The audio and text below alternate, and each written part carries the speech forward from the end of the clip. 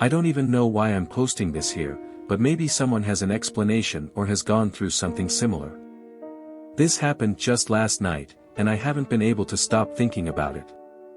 I live alone in a small apartment in a relatively safe neighborhood. I've never had any issues with break-ins or weird neighbors. In fact, I'd always considered myself lucky to live somewhere quiet. But now, I don't know if I'll ever feel safe here again. I went to bed around midnight, like I usually do. I have this routine where I double-check that all the windows and doors are locked before I turn off the lights. Last night was no different. I remember vividly locking the front door, testing the handle to make sure it was secure, and even setting the chain lock. I can't explain the unease I felt when I woke up around 3 a.m. to the sound of faint creaking. At first, I thought it might just be the building settling, but when I sat up and glanced toward my bedroom door, I noticed a faint draft, something that shouldn't have been there. I got up, heart already pounding for reasons I couldn't explain. The apartment was silent, but that draft I felt was undeniable. When I stepped out of my bedroom, I froze. The front door was wide open. Not just unlocked, open. A chill ran down my spine because I knew I had locked it before bed. I walked over to the door, every step feeling heavier than the last. The hallway outside was empty, just the dim glow of the overhead lights reflecting off the tiled floor.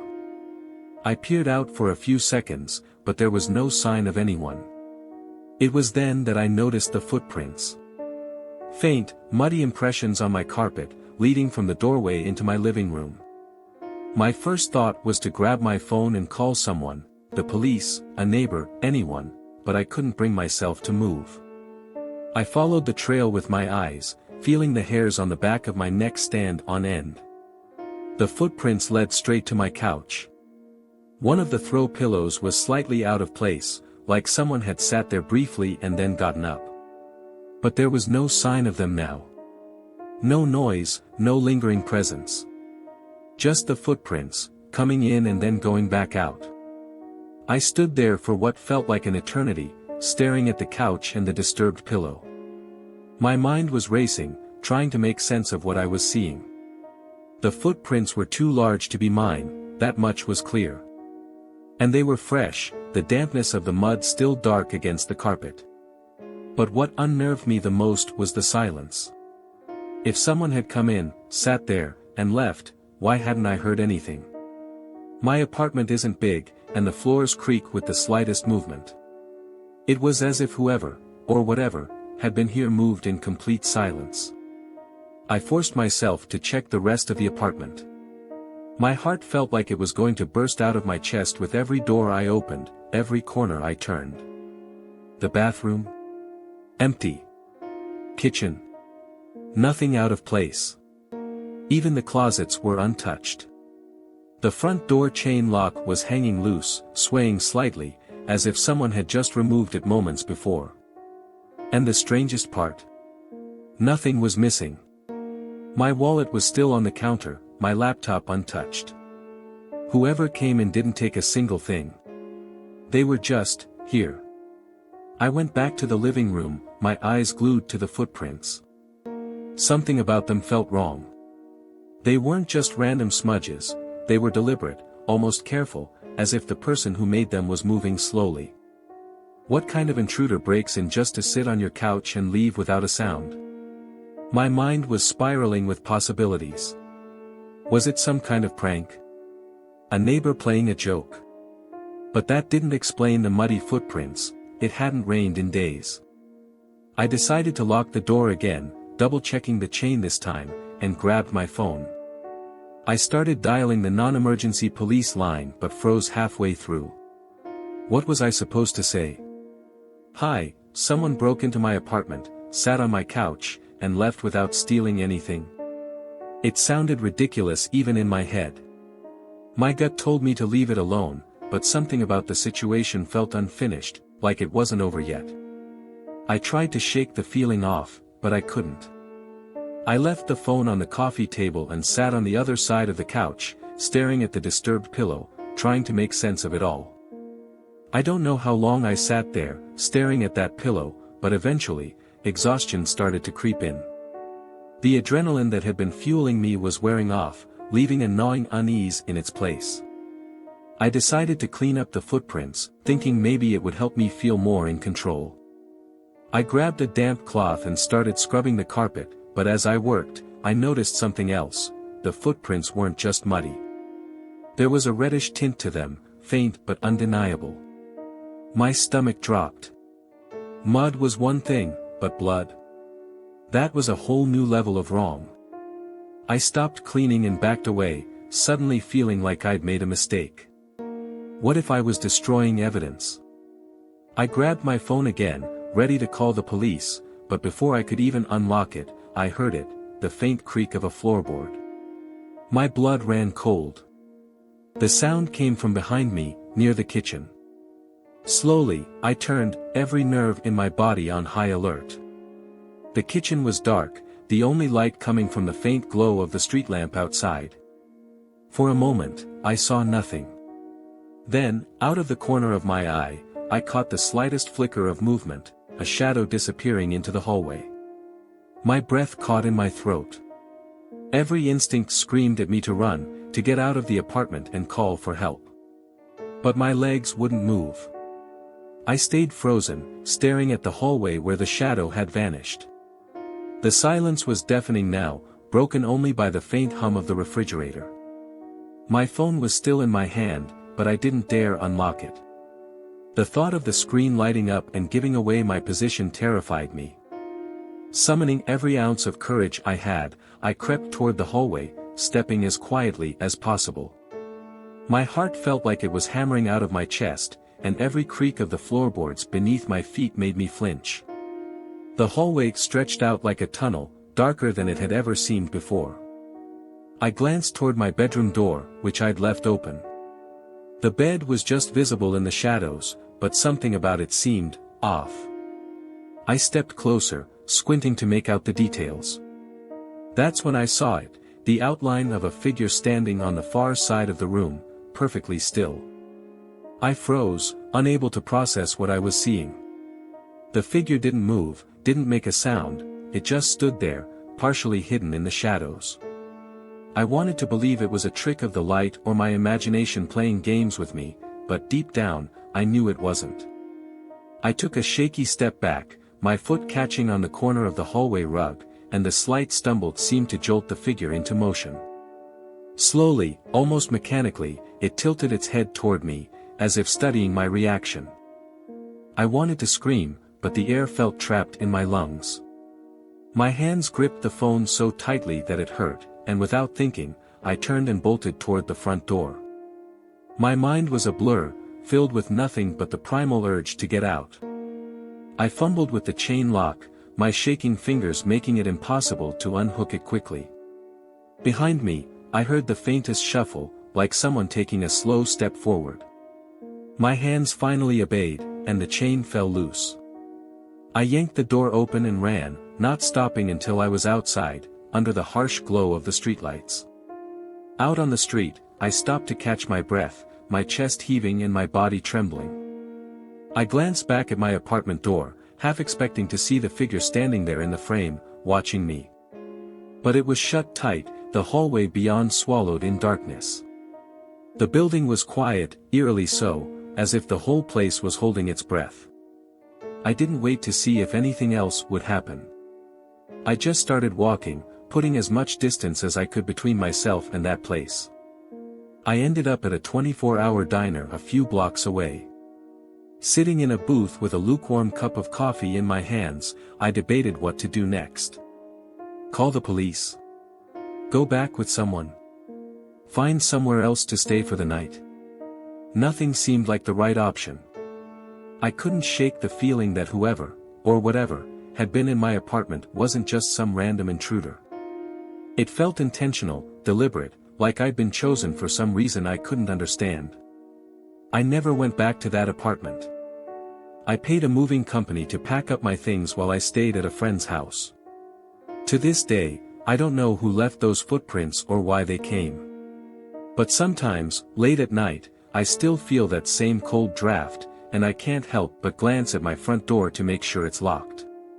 The feeling never really goes away, that lingering sense that someone is watching, waiting for the right moment to step inside again.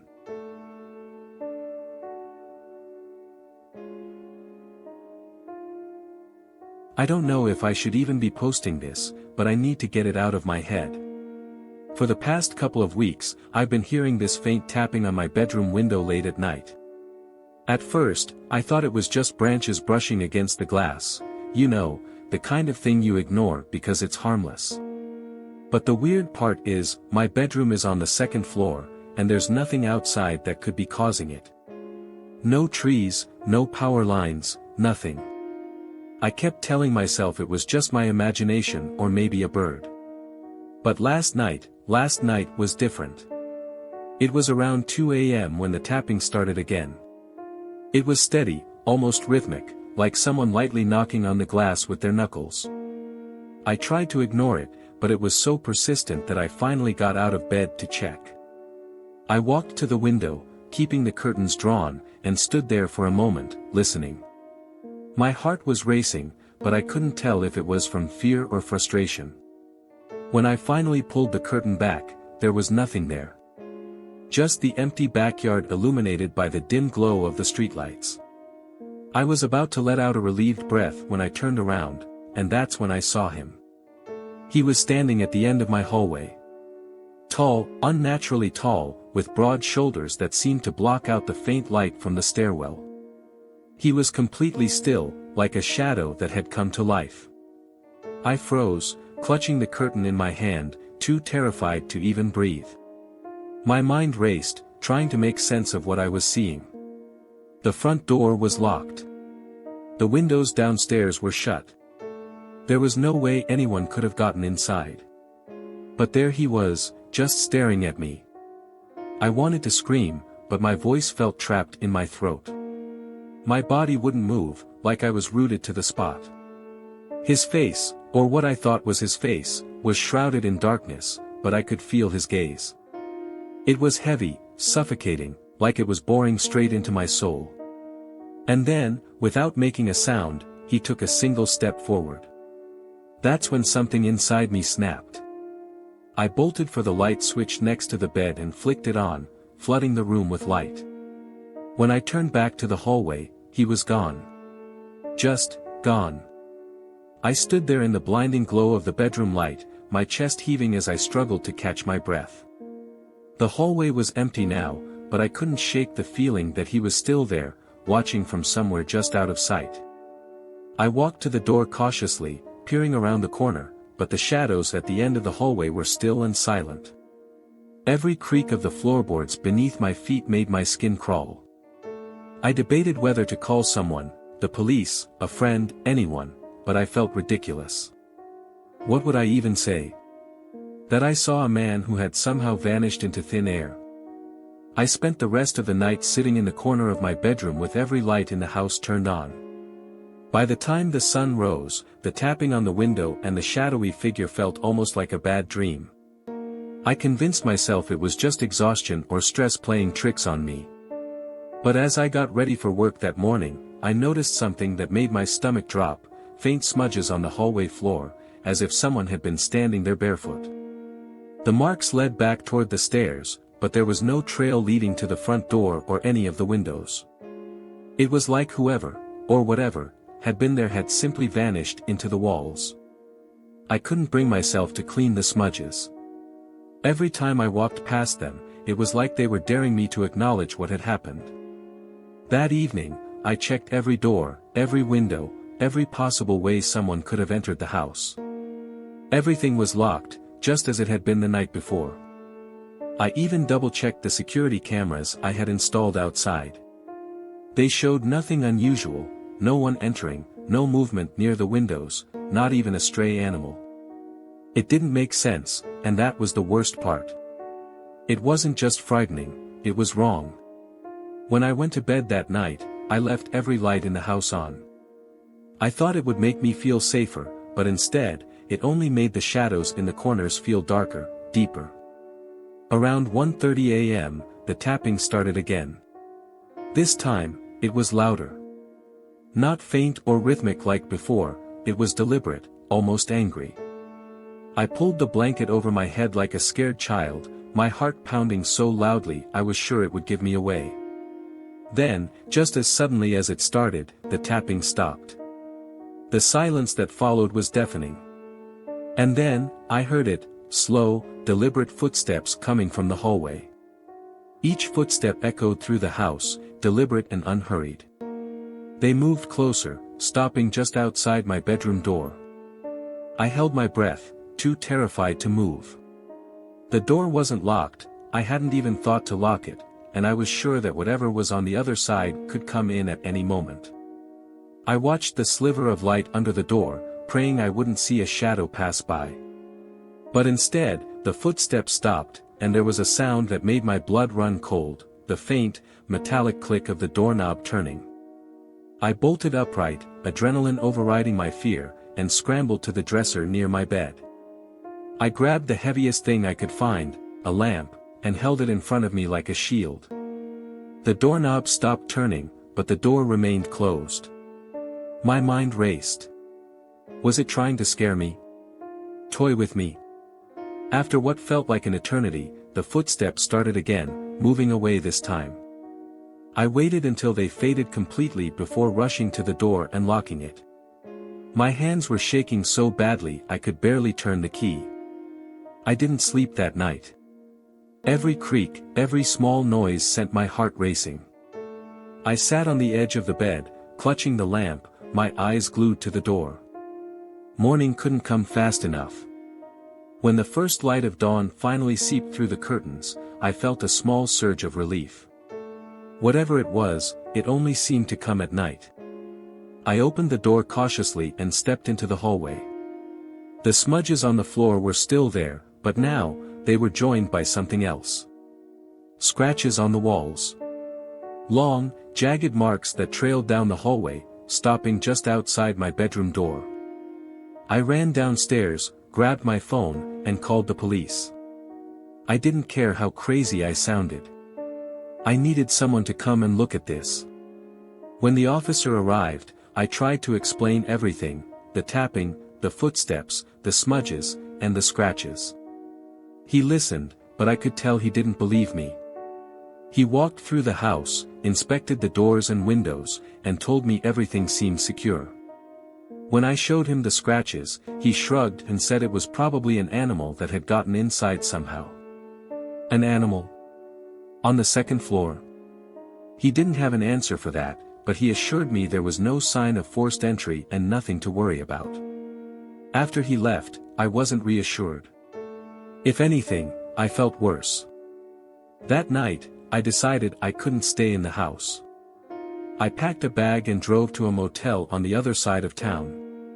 The relief of being somewhere else, somewhere unfamiliar, was almost immediate. I felt safe for the first time in days. But as I settled into the motel room, a thought began to gnaw at me: what if leaving wasn't enough? What if whatever it was could follow me? I pushed the thought aside and tried to convince myself I was being paranoid. It didn't help that the scratches on the wall and the smudges on the floor kept replaying in my mind like a bad dream. Around 2 a.m., just as I was starting to doze off, the tapping started again. Not on the motel window this time, but on the door. It was faint, almost hesitant, but unmistakable. My chest tightened as I stared at the door, frozen. There was no way it could be the same thing, right? Gathering my courage, I crept toward the door and looked through the peephole. Nothing. The hallway was empty. I stood there for a moment, debating whether to open the door or just ignore it, when the tapping started again, this time louder.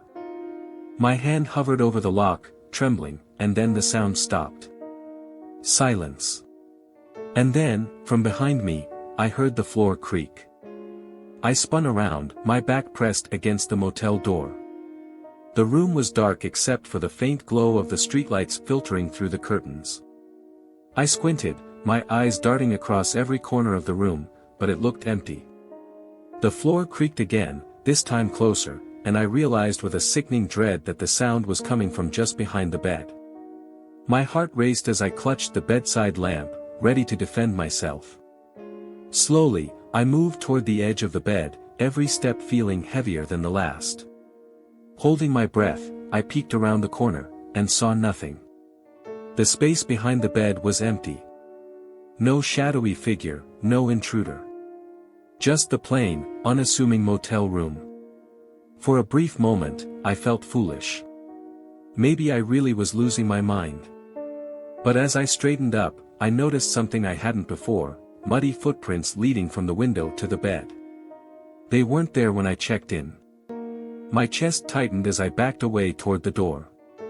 The tapping started again, this time louder and more insistent, but I didn't care anymore. I yanked the door open and ran, leaving my bag, my car keys, everything behind. I never went back for my things. To this day, I don't know who, or what, was in my house or that motel room. All I know is that I still hear the tapping sometimes, faint and rhythmic, in the dead of night. And every time I hear it, I wonder, what would happen if I answered?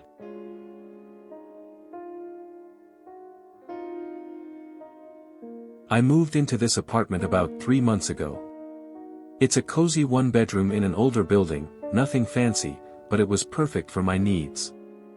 The first month was uneventful, just me getting settled in and learning the quirks of the place, creaky floors, drafty windows, the usual stuff. But then weird things started happening. Little things, at first. I'd come home from work and find my keys weren't where I usually left them. Or my wallet would be in a different drawer than the one I remembered putting it in. I chalked it up to forgetfulness, maybe I was rushing in the mornings or distracted when I got home. But it started happening more often, and it wasn't just my imagination. One day, I spent almost an hour tearing the apartment apart looking for my wallet. I checked the counters, drawers, even under the couch cushions. Nothing. Frustrated, I gave up and went to make dinner.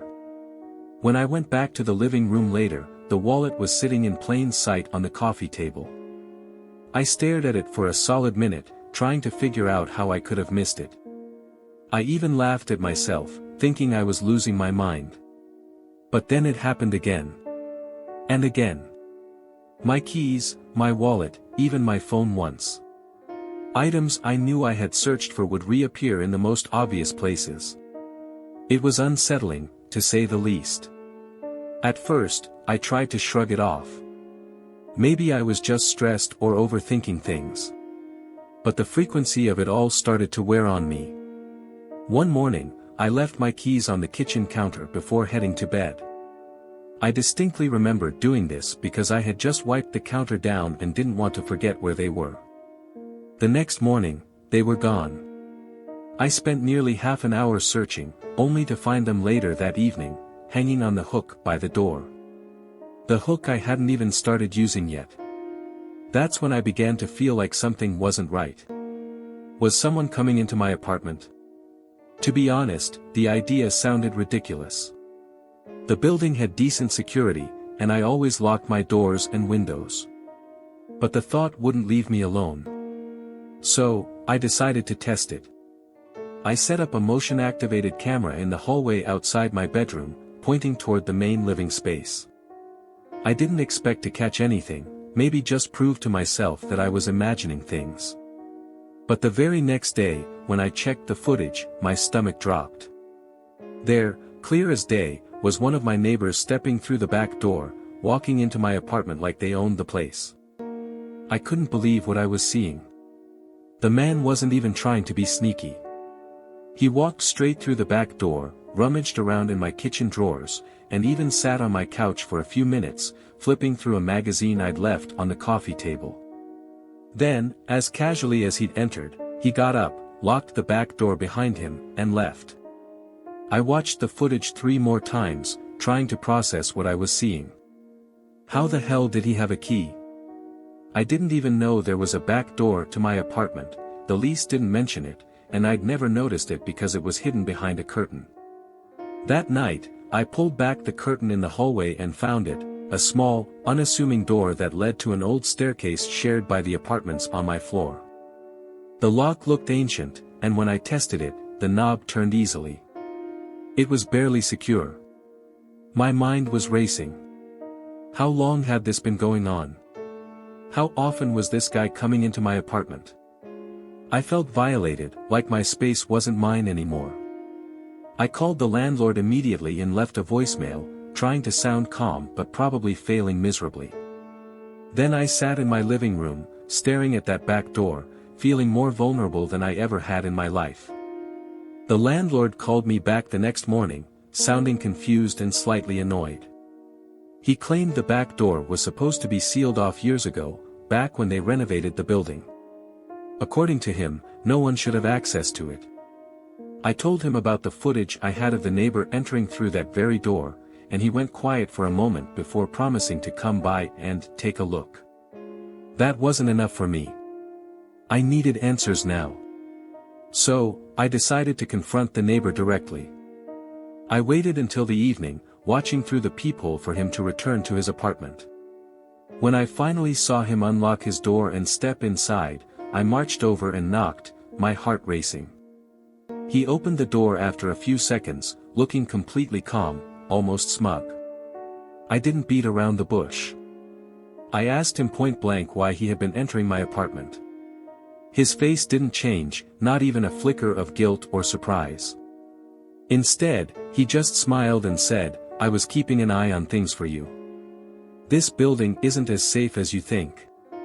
Then, before I could respond, he shut the door in my face. I stood there, dumbfounded. Keeping an eye on things? What kind of excuse was that? My blood was boiling, but at the same time, I felt a chill creep up my spine. He had said it so casually, like he was doing me a favor by invading my space. I went back to my apartment, locked both doors, and sat down to figure out what to do next. The footage was solid proof, but something about his demeanor scared me. He wasn't embarrassed or apologetic, he was confident, like he thought I couldn't do anything about it. Later that night, as I was lying in bed, I heard the faint sound of footsteps outside the back door. My heart started racing. I grabbed my phone and quietly pulled up the camera feed. There he was, standing at the back door again, jiggling the handle. I held my breath, watching as he seemed to hesitate for a moment before slipping a key into the lock and opening the door. I didn't wait to see what he would do next. I called the police immediately, whispering into the phone as I told them someone was breaking into my apartment. I could hear him moving around in the living room, his footsteps slow and deliberate. The dispatcher assured me officers were on their way, but those minutes felt like hours. I stayed hidden in my bedroom, clutching my phone like it was a lifeline. I could hear him moving around, opening drawers, and shifting things. It wasn't frantic, like he was stealing, it was methodical, like he was looking for something specific. My heart pounded louder with every passing second. Then, suddenly, the footsteps stopped. The silence was worse than the noise. I strained to hear any sign of him, terrified he was standing right outside my bedroom door. Just as I was about to check the camera feed again, I heard a loud knock at the front door. "Police," a voice called out. Relief flooded through me, but it was quickly replaced by dread. The back door. I bolted out of the bedroom, arriving just in time to see him slipping out the back, closing the door behind him like nothing had happened. I ran to the front door and let the officers in, explaining everything as quickly as I could. They searched the apartment and surrounding area but didn't find him. When I showed them the footage, they assured me they would investigate and keep an eye on the building. The landlord finally replaced the lock on the back door the next day, sealing it off entirely. For a while, things felt normal again, but I couldn't shake the unease. Even now, I can't relax in my own home. I still check the locks every night, and sometimes I wake up in a cold sweat, convinced I've heard footsteps or the sound of a key turning. And every time I look at my camera feed, part of me is terrified I'll see him again, standing in the shadows, watching.